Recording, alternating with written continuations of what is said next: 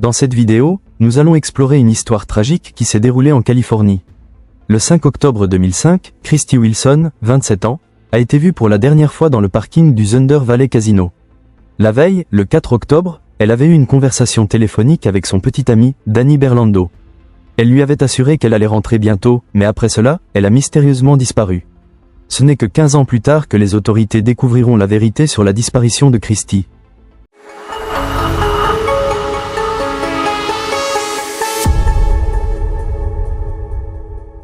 Christy Lynn Wilson était née le 10 janvier 1978 à San Jose, en Californie.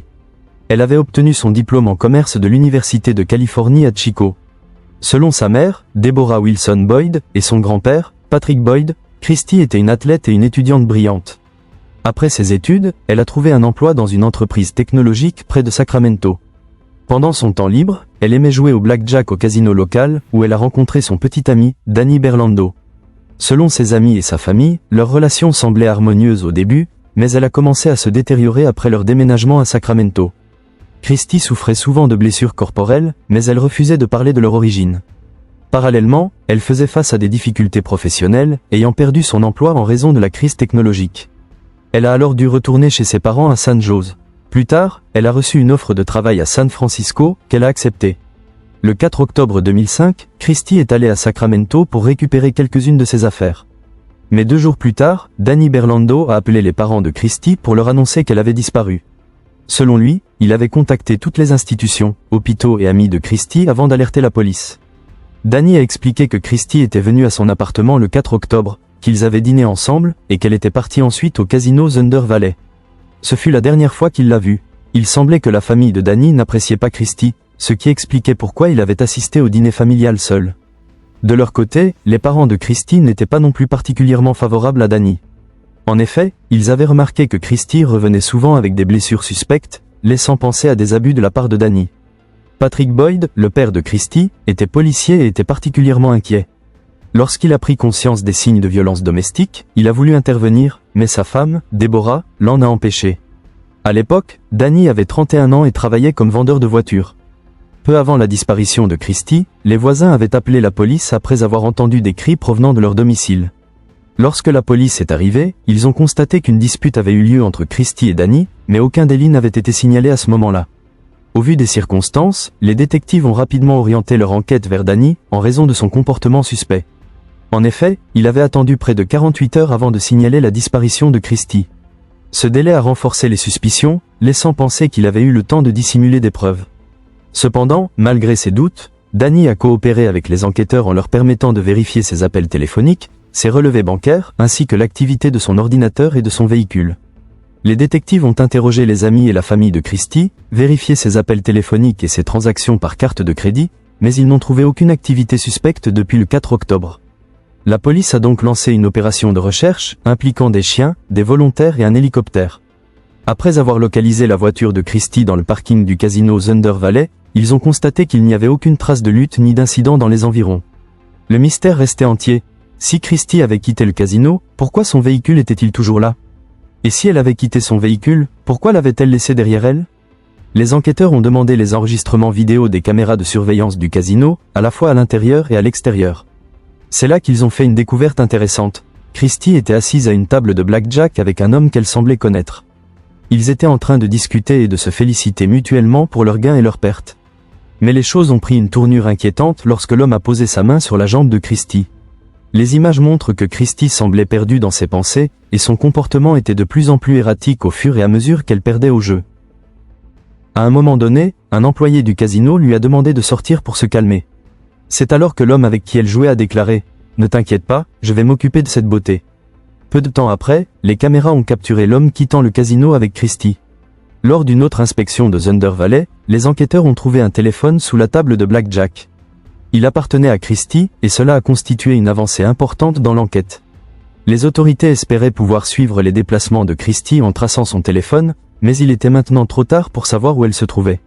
Les recherches se sont intensifiées, et les enquêteurs ont appris que Christy et l'homme qu'elle avait rencontré au casino étaient partis ensemble dans son véhicule. Il restait une question fondamentale. Avait-elle agi de son propre gré ou avait-elle été forcée à le suivre?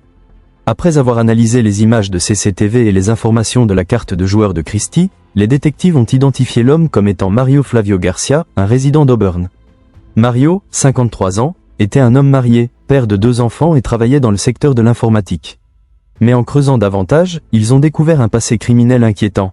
Mario avait été impliqué dans un incident de kidnapping 25 ans plus tôt, lorsqu'il avait enlevé et agressé une ancienne petite amie. Ce fut un élément crucial qui a fait de lui le principal suspect dans la disparition de Christie. Les enquêteurs ont poursuivi leur investigation et ont trouvé plusieurs incohérences dans le récit de Mario. Il avait prétendu être rentré chez lui après avoir dit au revoir à Christie, mais la CCTV et ses propres enregistrements téléphoniques ont prouvé qu'il avait menti. Après avoir examiné les blessures de Mario, les détectives ont constaté qu'elles ne correspondaient pas à un accident comme il l'avait prétendu. Ces découvertes ont conduit les enquêteurs à un moment clé. Ils savaient que Mario Garcia était désormais impliqué dans la disparition de Christie Wilson. Les prochaines étapes des recherches allaient se concentrer sur l'examen approfondi du véhicule et de la maison de Mario, dans l'espoir de trouver des preuves qui pourraient enfin résoudre cette affaire. Les éclats de sang retrouvés sur la scène du crime contenaient l'ADN de Mario et de Christie.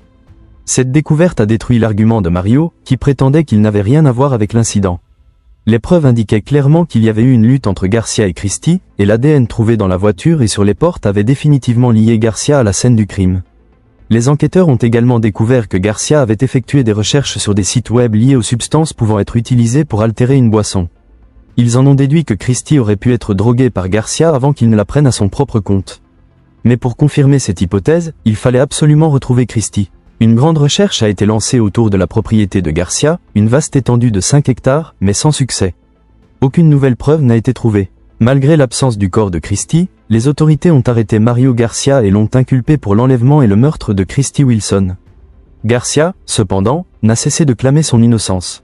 Lors du procès, il a remis en question la validité des preuves, arguant que l'ADN de sa famille n'avait pas été retrouvé dans la voiture et qu'il était impossible que l'ADN de Christie soit le seul retrouvé. Lors du procès, Garcia a déclaré « Pourquoi est-ce que l'ADN sur la porte, que l'on accuse d'être celui de Christie Wilson, est la seule chose qui a été trouvée? Pourquoi mes fils, ma femme et d'autres personnes n'ont-ils pas laissé d'ADN dans la voiture ?» Il a tenté de convaincre le juge que la police avait planté de fausses preuves. Il a continué à clamer son innocence, refusant de se repentir ou de montrer des remords. Il a déclaré « Je n'ai pas tué Christie Wilson. Je suis innocent. » Après que les deux parties aient présenté leurs arguments, le juge a déclaré Mario Garcia coupable. Le 11 janvier 2007, Garcia a été condamné à 59 ans de prison. Cependant, cette histoire ne s'est pas terminée là.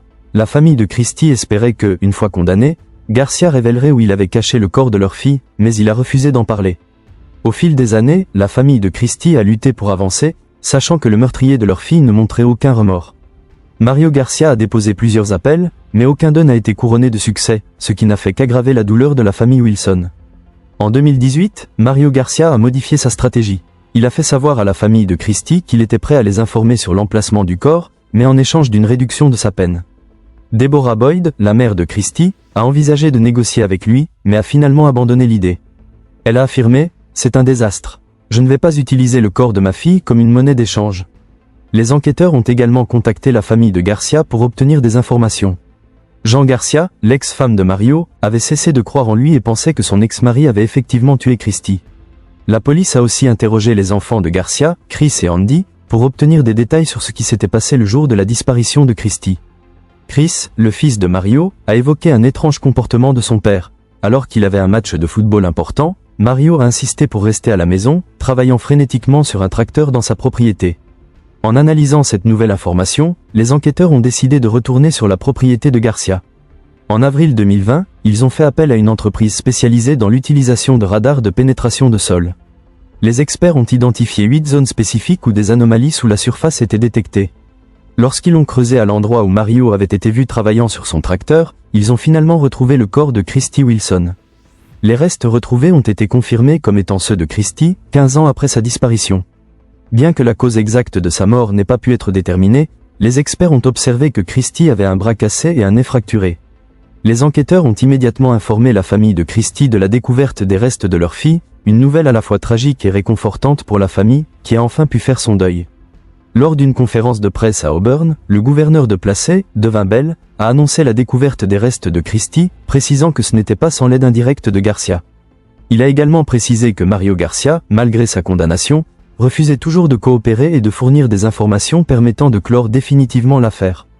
En 2020, Mario Garcia est décédé des suites de pneumonie en prison, à l'âge de 67 ans. Pour la famille de Christie, sa mort a apporté une certaine forme de paix. Deborah Boyd a déclaré que cette annonce marquait enfin la fin de leur tourmente, un chapitre sombre qu'ils pouvaient désormais clore. Les années de recherche, d'incertitude et de douleur avaient enfin trouvé une conclusion, et la famille Wilson pouvait maintenant avancer. Même après la découverte des restes de Christie, Garcia n'a jamais montré de signe de remords. Sa mort n'a fait que donner à la famille un sentiment de clôture, mais pour eux, le prix de cette paix a été immense.